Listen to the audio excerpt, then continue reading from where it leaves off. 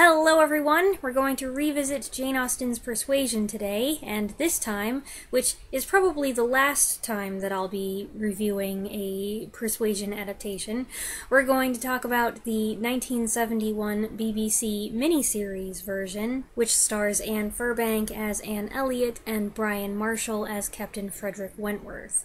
Originally, this version aired on TV in 5 episodes, but when it was released on DVD, it was split into 2 parts, and you can find it on YouTube in that format. I've put a link in the description. In the past year or two, I've reviewed both the 1995 and 2007 adaptations of Persuasion, which I had seen several times, but this one I had never watched before.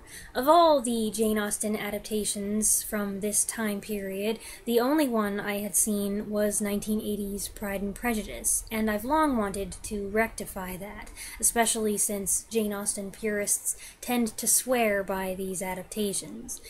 When trying to decide which one to discuss this week, I was torn between Persuasion and Emma, but I went with Persuasion because it's been on my to-do list for much longer. I enjoyed this adaptation, which really shouldn't come as a surprise, since I love the book. Persuasion is Austen's most mature and heartfelt novel, laden with regret as her long-suffering heroine unexpectedly encounters the man she was engaged to 7 years before. You can almost always count on the screenwriters of these older adaptations to be faithful to the source material, and this one is, with only minor points of deviation. It's not nearly as romantic as those other 2 versions I mentioned. There aren't as many of those little moments we treasure, stolen glances, subtle movements, hints of strong feelings urgently concealed. And my mom was quick to tell me that this Wentworth, unlike the other 2, doesn't do anything for her. It's also not a very cinematic adaptation. There are fewer camera angles, fewer edits, there's not as much music, the sets aren't particularly striking, and neither the countryside nor the seaside takes your breath away. Though, man, every place they go is so windy. Those of you who are familiar with these older adaptations know that they do have a certain look that may take some getting used to. I'm sure there are some people who never get used to it. I find it takes about 15 to 20 minutes to settle in, and that's not bad because the whole thing is 4 hours long. If you're a newcomer, your first impression is bound to be, ugh, these hairstyles and wigs are awful. And, well, the hair and the costumes are typical of a 1970s-80s BBC period drama. Personally, I think Anne got the short end of the stick in that department. Other ladies have decent enough hairstyles, but she's got this huge, elaborate, almost Hammer horror-style hairdo, and her clothes aren't the most flattering. I'm figuring that's intentional, though, given that she's no longer in the first blush of youth, she's overlooked, she's considered almost an old maid, and she's a quieter, more modest person. I noticed there are several costumes that are worn many times. That's probably just the way it had to be because of the costume department, and it's not supposed to be a statement, but it does suggest economy and/or, in Anne's case, a lack of concern for what society thinks. I appreciate that, I find it relatable, yet I couldn't help noticing just how often she wears certain gowns, especially this green plaid number. It sticks out to me because it looks so much like one of our rolls of Christmas wrapping paper. I also noticed that none of the naval officers wear their uniforms on land per regulations, which I believe was a quibble some viewers had with the 1995 version. Generally speaking, I actually think the ladies' gowns and outdoor attire are quite nice. The prints, patterns, and colors may be a little too Brady Bunch or Partridge Family, but for the most part, the garments seem true to drawings and fashion plates from the era. The men's outfits leave something to be desired, though. What is this thing? It looks like they took a strip of fabric, folded it over a bunch of times, and then stitched it on. It looks cheap. Ugh, I hate looking at it. It's just pathetic. I don't know why I'm so annoyed by that. So that covers the aesthetics, but really, when you go to watch one of these miniseries, aesthetic appeal isn't the primary thing you're looking for. You watch for the performances and the script, and both, in this instance, are good. Everyone is well cast. Anne Firbank embodies Anne's maturity and gentleness. She's subdued in company, but when she does speak, she's gracious and wise, and she's far more genteel than the rest of her family. My only dispute was that she seems so much older than Elizabeth, who is supposed to be the eldest daughter. And I later found out that Firbank was 38 years old here, which is a whole decade older than her character, and incidentally, 5 years older than her leading man. Not that you can tell, but it was a funny thing to find out. I think her sister Mary is excellent. I can't stand her, and because she gets more opportunity to talk, she says more hateful things, which just increases my dislike of her. Sir Walter Elliot is also insufferable, as expected, and I like how they emphasized his vanity by having characters comment on how many mirrors he surrounds himself with. In a scene where Anne calls on Admiral and Mrs. Croft in her own home, which is awkward, Admiral Croft, who's kind of like a cross between a skinny Santa Claus and an absent-minded professor, goes on and on about the changes and improvements they've made, including removing some of the large looking glasses from the master's chamber. I'm never fond of the Musgrove girls and the way they ooh and ah over every little thing that Wentworth says, but this Louisa is especially ridiculous. Listening to her talk is exhausting because she puts so much exuberance into her words. I don't think I can imitate her without hyperventilating. They also go overboard establishing how much she adores jumping off of things. It's a bit much. Conversely, though, I'll give Henrietta credit for showing more depth than she usually does. As for Captain Wentworth, he's personable to everyone but Anne, to whom he barely speaks, which is understandable, considering how things ended between them. Frankly, it doesn't seem like he's paying that much attention to her, even covertly. He's supposed to be avoiding her, but you know he's really not able to, and other versions do a more satisfying job conveying that. For her part, the discomfort is more evident, and you can tell she's always conscious of where he is and who he's talking to. This version does include the bit of thawing in the carriage back to Uppercross, where they consult each other on how best to break the news about Louisa to her parents. That's really the only time they exchange more than courteous pleasantries, until they are reunited in Bath, when suddenly he looks delighted to see her. That convivial, good-natured conversation, while surprisingly buoyant, is a relief after all that time. I was starting to wonder if they would ever connect. But that's something this adaptation does. It takes its time. It adapts the novel in 4 hours instead of 2 or less than 2, which allows much more time for dialogue and explanations. I don't recall either of the other films including the stuff about Dick Musgrove, the dead son who is dearly missed by his mother, but everyone else is secretly like, ugh, he was such a moron. Wentworth was his commanding officer for a time, so Mrs. Musgrove is eager to discuss poor Richard with him. And one of the nicest things in this adaptation, I think, is Wentworth's delicate handling of this awkward issue, where he gently comforts the still grieving mother and doesn't correct her misconceptions, which at this point aren't doing anyone any harm. The only omission that seemed glaring to me is that they cut the part where Mary's son gets injured right before the party and Mary refuses to miss out, so Anne is forced to, well, she's not forced, she volunteers, but what else were they gonna do?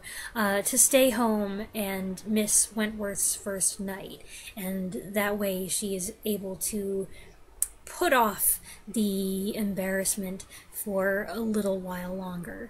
It's odd that they changed that, since it foreshadows the kerfuffle later on when everyone, especially Wentworth, is like, oh, of course Anne must stay with Louisa, she's such a good nurse, and Mary freaks out and insists that Anne must be the one to leave. That scene, by the way, where Louisa jumps off the steps at Lyme, I was not impressed here. The other versions do a much better job with it. This jump was sloppy, and then everyone just stands there and they're looking at her and it's very awkward, and Anne does not dive in to help. I don't know what the deal is. This is supposed to be her moment. Gradually they begin reacting and she offers her helpful suggestions, but it's not the same as the way she steps forward in other versions. For such a pivotal action scene, it's not well done. Yet the aftermath is prolonged, perhaps more than it needs to be. Other versions do a good job tightening this discussion up. And Wentworth's expression of grief is so intense that it really does give the impression he's in love with Louisa. We also see a bit more of Mrs. Clay and that whole plot line. I've always thought the book gave more attention to that than the other films did, so it's interesting to see it get more focus here. Speaking of outfits being worn multiple times, there are a few scenes when Mrs. Clay wears this one dress in Bath, and whew, it's awful. And it doesn't help that she's often just standing there, more like a servant than the close companion of the lady of the house. I suppose that helps emphasize the impropriety of her intimacy with the Elliots. She's not from the lowest class, but she's lower than someone who can claim a viscountess as a cousin. So it is pretty messed up that she and Elizabeth are so chummy, and through the Elliots, she's gaining access to these places she would normally have no business. An offshoot of that thought that occurred to me is that the Elliots don't seem to have made many new friends in Bath. Elizabeth and Sir Walter are still mostly lounging around at home with Mrs. Clay, and the implication is that their snobbery has kept their social circle embarrassingly small. Truth is, Sir Walter, at least as I see it, is really nothing special. He's a sir, which is something, and gains him entry into some places, but he's really not much more than a social climber longing to mingle with the muckety-mucks. And yet I noticed that more than once when there's a knock at the door, he and Elizabeth sigh that it's nobody we know and nobody we want to know, which suddenly gave me the impression not just that they think they're better than everyone, but that they haven't been a rousing success in Bath. They're not receiving regular calls from anyone they consider worth knowing.